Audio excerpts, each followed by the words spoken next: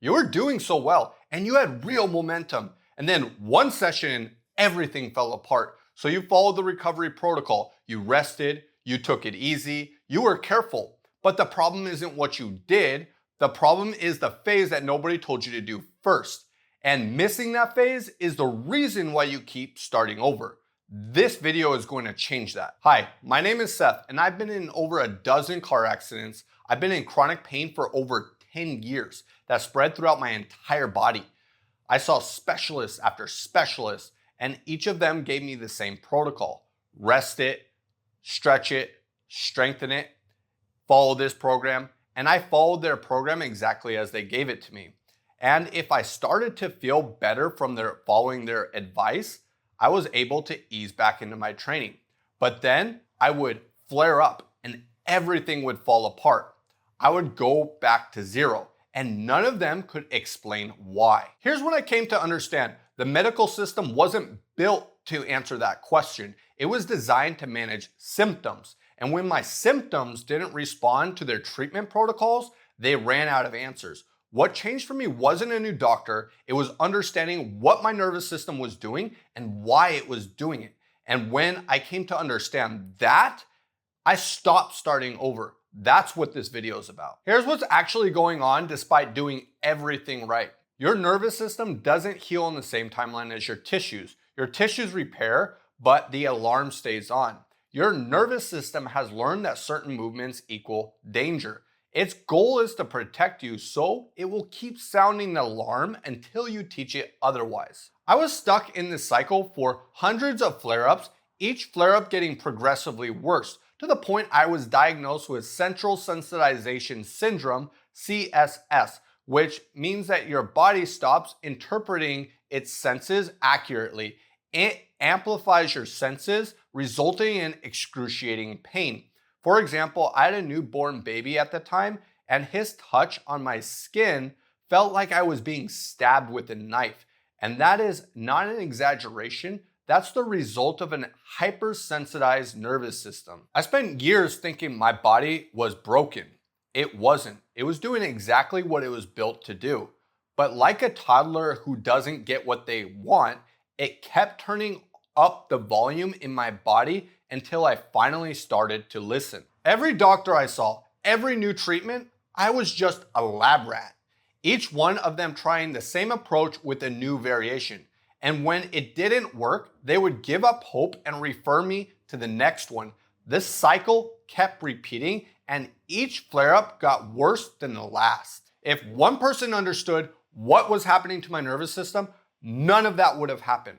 And that's why I'm so passionate. And I want to share with you that the problem isn't what your body is doing.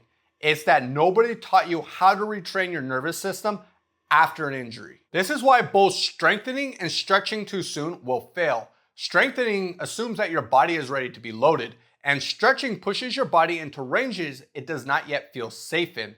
Both will set off the alarm, both will set you back. But the first phase is not about building muscle. It's about the communication between you and your nervous system. And most people skip it entirely, not because they are reckless, but because nobody told them it even existed. Here's how the first phase actually works. Each time you move through a range, you send a signal to your brain that that movement is safe. And then while you go to sleep, your brain processes those signals and removes restrictions. Then you'll wake up with a little more range, a little more capacity. This is rebuilding tolerance. But if you push too hard and trigger a flare-up, the opposite will be true. You'll have more stiffness, more guarding, more lockdown.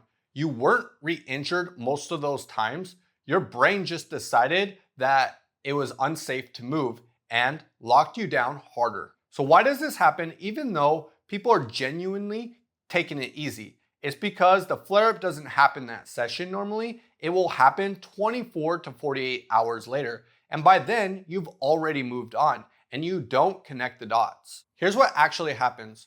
After an injury, you retain quite a bit of your muscle. You may even have a pretty good capacity still. Once you start working out, your body will start pumping its blood, you'll get warmed up, and you'll feel pretty good, like a lion stretching out after a long rest. And you may feel even more flexible than you did the day before. You think you got it right. You think that you are starting to get back on track. But then the next day, you'll wake up more stiff, in pain, and your body will feel like it's guarding something. And from where you stood, you can't understand why, because you were taking it easy, but your nervous system was keeping a different score. But here's the thing, that area that you moved yesterday already had trauma attached to it. Your nervous system was already on alert. Even though that felt very easy compared to what you're used to, what feels easy and what is safe for your nervous system is not the same thing. But the key isn't to avoid movement. It's doing the minimum effective dose that does not cross the threshold. It's doing small enough movements within that threshold so that your nervous system does not flag it as a threat. But through consistency of movement within that safe threshold, your nervous system will broaden that range of the threshold, therefore retraining your nervous system. This is tolerance training. Here are 3 rules. When you stick to them, will help you break the cycle to avoid starting over. The first rule is go slow in the beginning to go fast later.